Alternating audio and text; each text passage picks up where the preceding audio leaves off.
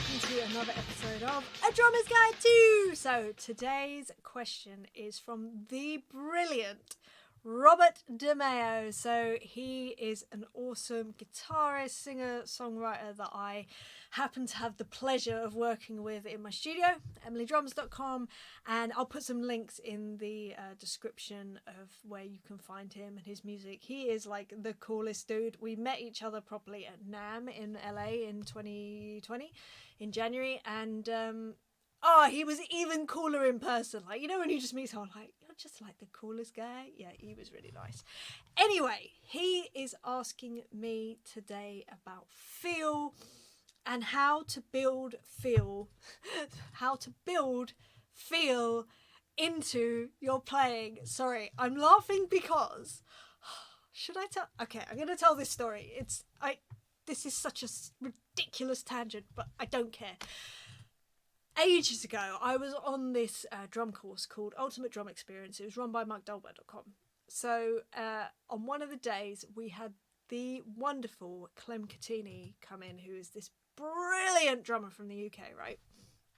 Now, Clem, he's from Enfield, firstly, so whoop, whoop, whoop, whoop, whoop, Enfield. But he has just one of the most brilliant feels I've ever heard in my life. And he sort of did some playing and opened up the room to questions. So I put up my hand and I said, Clem, how did you develop your feel?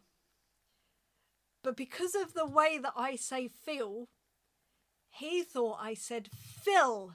So instead of feel, he thought I meant fill.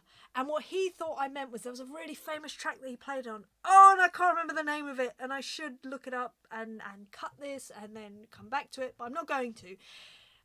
It may come to me. Anyway, there was this amazing song that he played on. And there is this iconic fill in it. So he started talking about this fill. And I was like, oh, I'm an idiot. I'm such an idiot. He thinks I said fill and I said feel. Which, as I say it even sounds the same. But anyway, and anyway, that's why I laugh. Whenever I say feel, I think that people think I'm saying Phil, which also is my dad's name. Anyway, let's get on to this. So, Robert is asking me how to build your feel into your playing. Now, feel and groove and all that sort of stuff has been my life's obsession, especially when it comes to drums. It has been since I was a kid. It still is now, to be honest. I'm constantly trying to develop my feel in the best ways I can. And I think I became truly obsessed. How old was I? Probably when I was around about 18, 19. I just was like, right, I know that there's certain drummers, when I listen to them, I'm like, oh, that's the best thing I've ever heard in my life. It gets me. It hits me in the heart, in the stomach, in the face, everywhere. And I'm just like floored. But my playing, whenever I heard myself, I would be like, that doesn't make me feel like that. And why?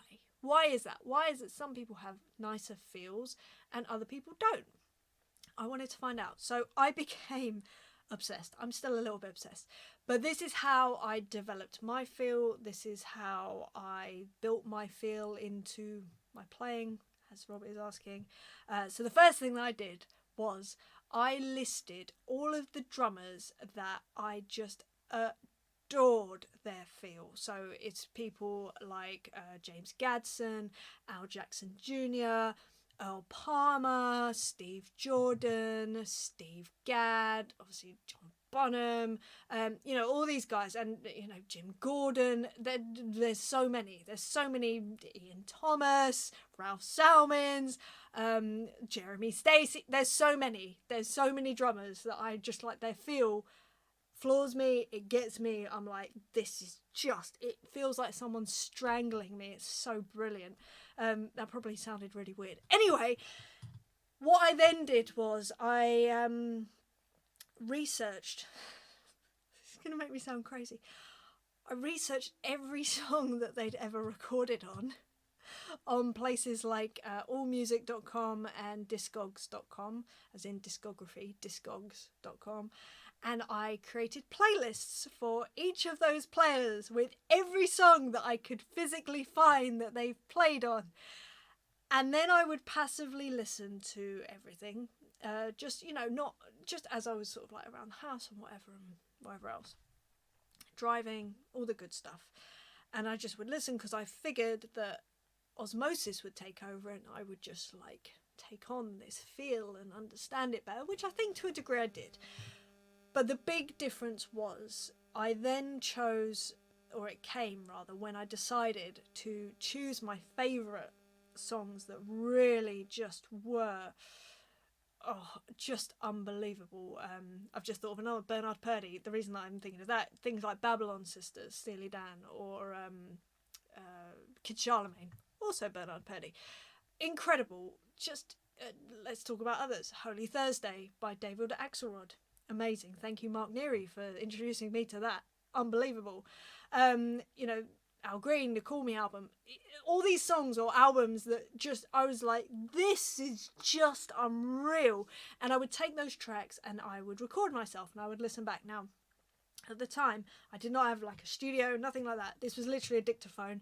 I would hit record, I would play along to the tracks, and then I would listen back and I would listen back and just see how locked in I was with that drummer, and therefore the other musicians. Now, when I started, I was not locked in. Oh, it was awful. It was like this lovely, warm, amazing drummer playing with these musicians, creating this incredible thing, and then this stiff board that was playing in the same room as them, just ruining everything. So that's kind of how it all started.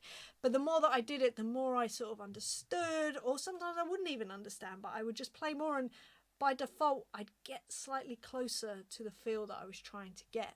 And yeah, like I say, the more I did it, the better I got. And then the more I started to notice what made a great feel, because it's not just one thing, and it's not just a drummer's job, if you like.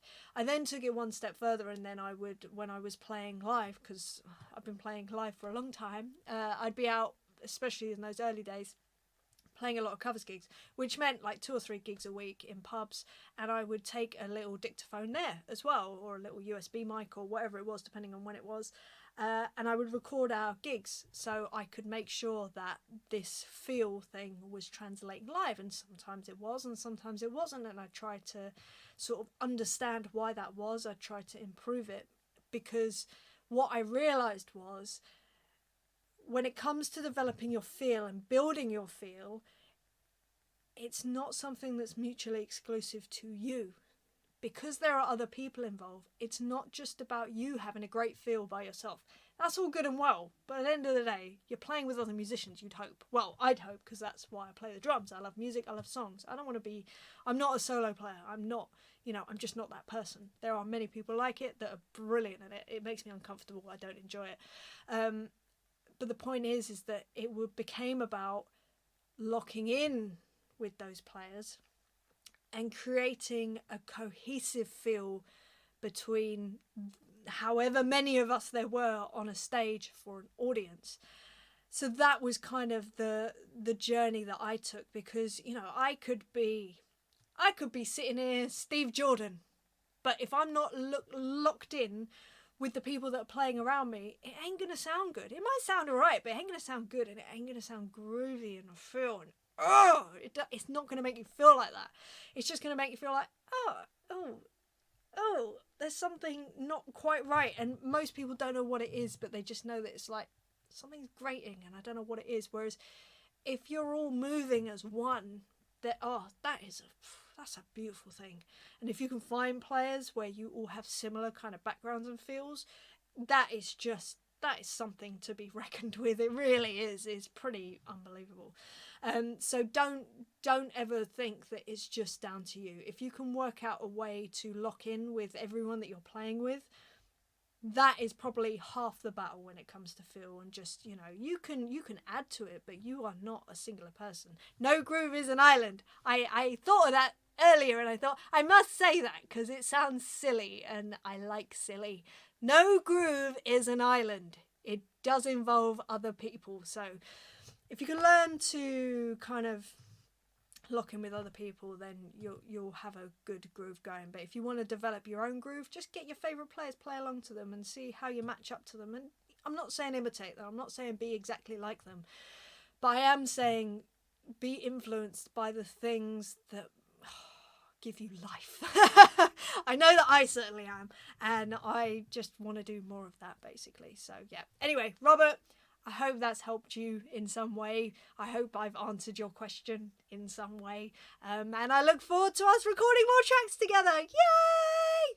Anyway, I'm gonna go, I'm gonna love you, I'm gonna leave you. I'll be back next week with another subject. If you have any questions yourself, then please feel free to leave them in the comments section, and yeah, I will see you soon. I also love you guys. See you later. Mwah. Bye.